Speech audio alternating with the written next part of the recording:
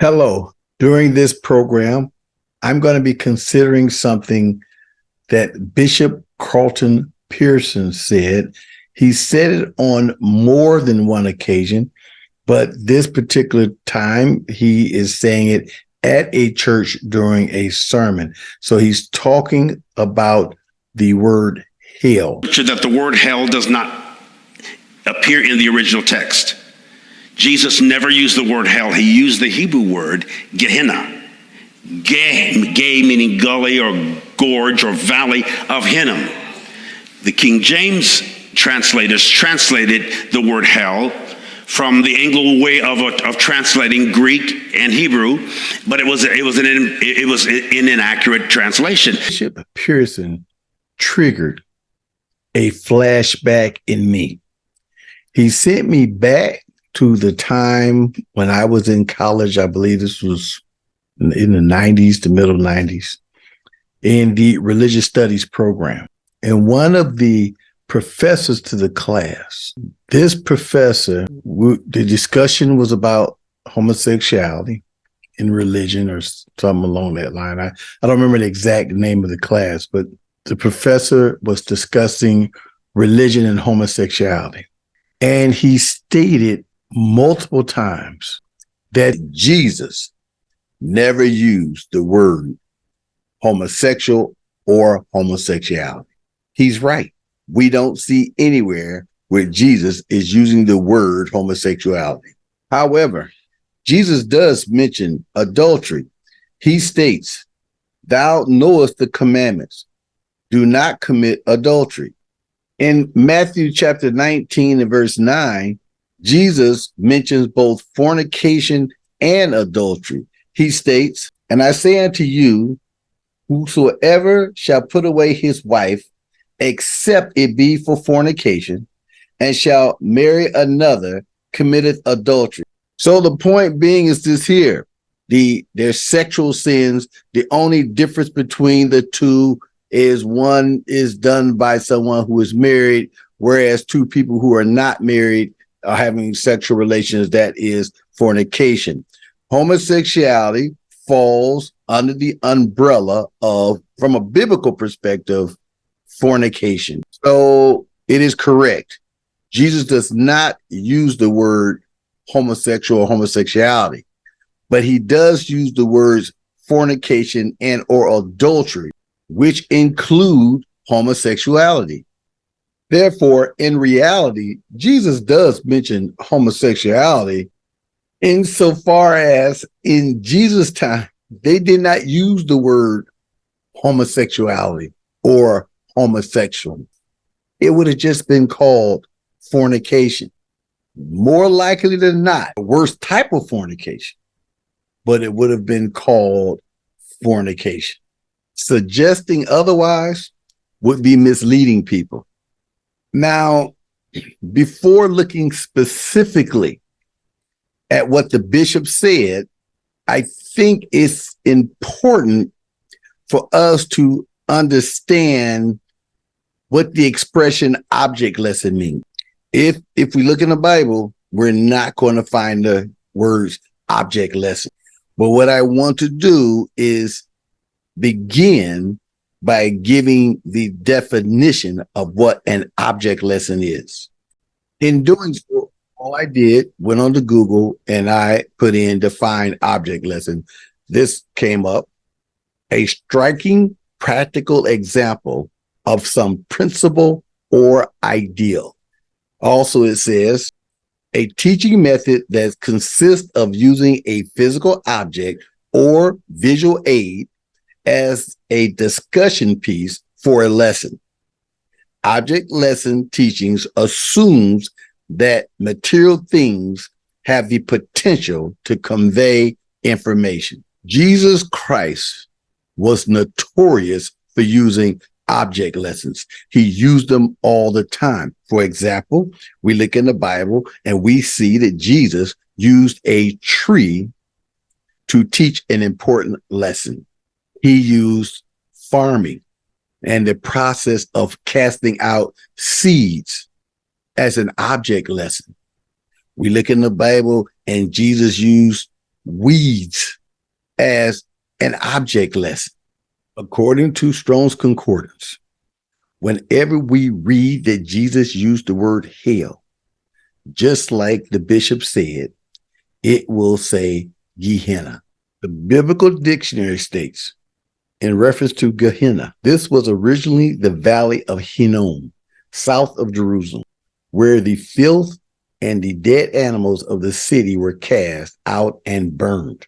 If you research it for yourself, what you're going to discover, I believe, is that it was an ongoing fire. There was always something to dump into this fire and burn.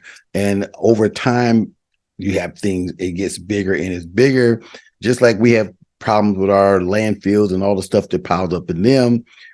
Back during that time, one of their solutions, it seemed to be, was to burn it. And so you had this fire, this smoldering fire that was constantly burning.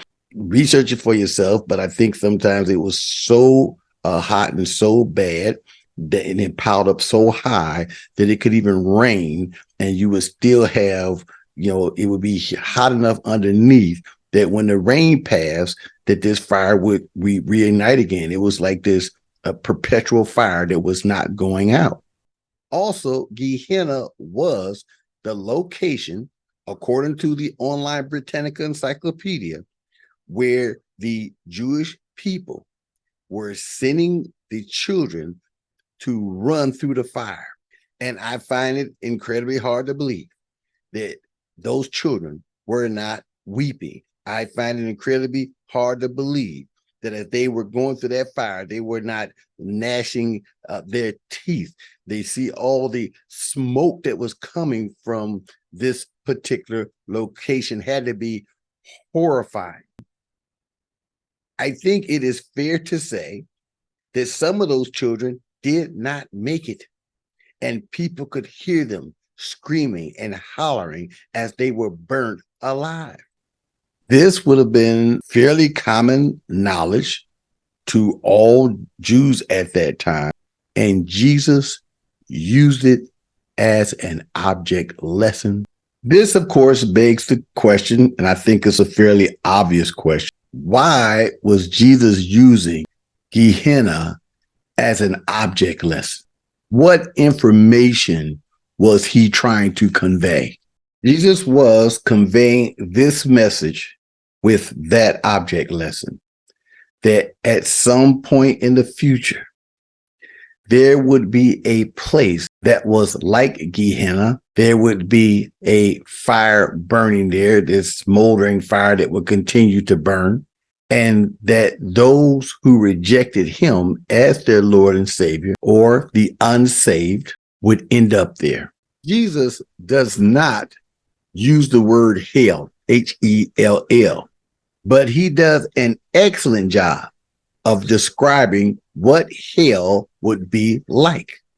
In the Gospel of Matthew, Jesus said, "The Son of Man shall send forth his angels, and they shall gather out of his kingdom all things that offend, and them which do iniquity, and shall cast them into a furnace of fire. There shall be wailing and gnashing of teeth." Also, verse 50, "So shall it be at the end of the world, the angels shall come forth and sever the wicked from among the just, and shall cast them into the furnace of fire. There shall be wailing and gnashing of teeth." Jesus is clearly describing what people mean by when they use the word hell. Hell is this furnace, if you will, where there is fire, people are being burned and tormented. I hope you take some time to look at the second book of Peter, chapter 3. I believe start with verse 5. Peter seems to make something abundantly clear, that when God destroyed the earth the first time, he did it with water. Everybody remembers the familiar story, or I guess I shouldn't say everybody, but I guess most, if not everybody, remembers the familiar story of Noah and the flood. After the flood, God made it clear that he will have to destroy the earth again, but the second time that it would be by fire. In verse 7, Peter wrote, "But the heavens and earth, which are now by the same word, are kept in store, reserved unto fire against the day of judgment and prediction of ungodly men." And then he goes on to say in verse 10, "But the day of the Lord will come as a thief in the night, in the which the heavens shall pass away with a great noise, and the elements shall melt with a fervent heat. The earth also and the works that are therein shall be burned up." Just because Jesus doesn't use the word hell does not mean he is not describing what hell is. Just like the Apostle Peter is giving a description or describing hell without using the word hell. When you look in a dictionary, you see two things. You see the word that you're looking up, and then you see the description of that word or the definition. Gehenna was a metaphor. It was a symbol for what was to come, and that was referred to as hell. Or suppose you were playing the game show Jeopardy. If you're not familiar with the game show, there are several categories listed for contestants to choose from. And when the contestant picks a category, they must give the answer in a form of a question. Suppose one of those categories said Gehenna, and Jesus was the moderator of the program. And Pastor Pearson said, "Jesus, I'll take Gehenna." And then Jesus, as the moderator, said, "A place of weeping and gnashing of teeth, eternal hellfire, darkness." I just find it hard to believe that if he was still alive, he would not hit his bell and say, "What is hell, Jesus?"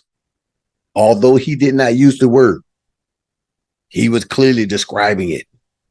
If it was Wheel of Fortune, Jesus as the moderator would start the game off by saying, "It's a place of torment."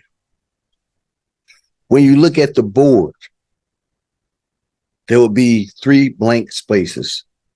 And the smart player would say, "Is there an H up there? Can I pick a vowel, Jesus? E?" And then they would say, "What about L?" If it was the game show pyramid, Jesus would be given the clues, and suppose you had to come up with the right answer. Jesus would throw out things like a place of torment, if fire, eternal fire, weeping and gnashing of teeth. At some point, you would think that even Bishop Pearson would have yelled out, "Hell." But with that in mind, as always, I would really appreciate it if you let me know what you think. You can do so, of course, in the description section. Thank you so much for listening, and goodbye.